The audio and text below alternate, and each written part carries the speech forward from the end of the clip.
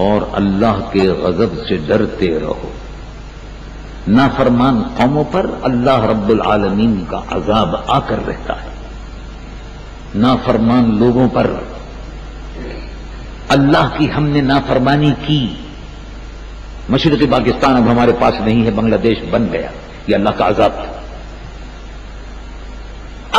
آج قوم کو ناچنے گانے والوں کی ضرورت نہیں ہے، آج قوم کو وہ مجاہدانہ کردار ادا کرنا ہے جو امام حسین نے میدان کربلا میں کیا اور محمود غزنوی اور شہاب الدین غوری نے دہلی کے میدانوں میں ادا کیا۔ اب قوم کو اس کردار کی ضرورت ہے، قوم کو صلاح الدین ایوبی کے کردار کی ضرورت ہے، اور ہم توقع کرتے ہیں کہ اللہ تبارک و تعالی اس امت مسلمہ سے پاکستان میں ہی اللہ تبارک و تعالی ایک صلاح الدین پیدا فرما دے، شہاب الدین غوری اور محمود غزنوی پیدا فرما دے۔ دیکھو کیسے کیسے مجاہد جنرل،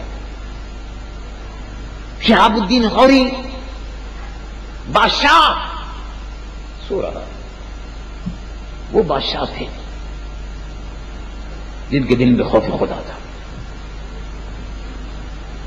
جو شرابی نہیں تھے، بدکار اور زانی نہیں تھے، خلق خدا کے لیے رحم دل تھے، رعایا کے حال سے باخبر رہتے تھے۔ اب تو حکمران چوروں کی طرح سے چھپتے پھرتے ہیں، ان کو اپنی جانوں کا خطرہ نظر آتا ہے، لیکن وہ حکمران تھے سبحان اللہ، امت کے لیے جاگتے رہتے تھے، امت سوتی تھی اور وہ جاگتے رہتے تھے، وہ حکمران تھے۔ دہلی کی سرزمین پر ہندوؤں کی حکومت تھی،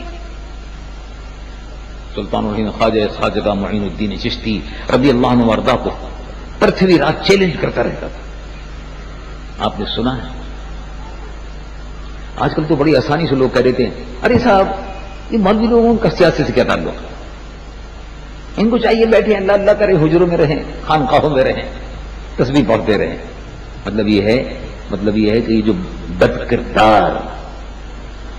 کردار لٹیرے، بیوروکریسی اور افسر شاہی اور حکمران جو اس ملک کو لوٹ رہے ہیں، وہ چاہتے ہیں کہ دیندار لوگ جو ہیں میدان سے ہٹ جائیں تاکہ ان کو کھل کر عیاشی، بدکاری، ناچنے اور گانے اور ہلا گلا کرنے کا موقع مل جائے۔ لیکن وہ تو علماء ہیں جو بتاتے رہتے ہیں کہ یہ حرام ہے اور یہ حلال ہے، تو چاہتے ہیں رستے سے ہٹاؤ ان کو۔ آپ کو معلوم ہے اور آپ کو یاد ہوگا، بہت سے لوگ کہتے ہیں علماء کا کیا تعلق ہے سیاست سے، حجر میں بیٹھو، اللہ اللہ کرو، روزے رکھو، نمازیں پڑھو۔ بھائی روزے تو رکھتے ہی ہیں، نمازیں تو پڑھتے ہی ہیں، لیکن قرآن کو کون قائم کرے گا؟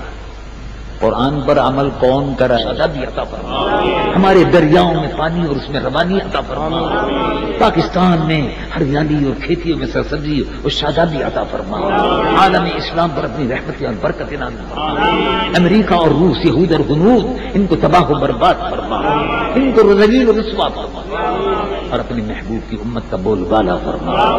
یا رب بالمصطفیٰ بلغ مقاصدنا واغفر لنا ما مضى واسع الكرم، صلی اللہ علیہ سیدنا مولانا محمد وعلى آلہ وصحبہ اجمعین، سبحان ربک رب العزة عما یصفون وسلام علی المرسلین، الحمد للہ رب العالمین۔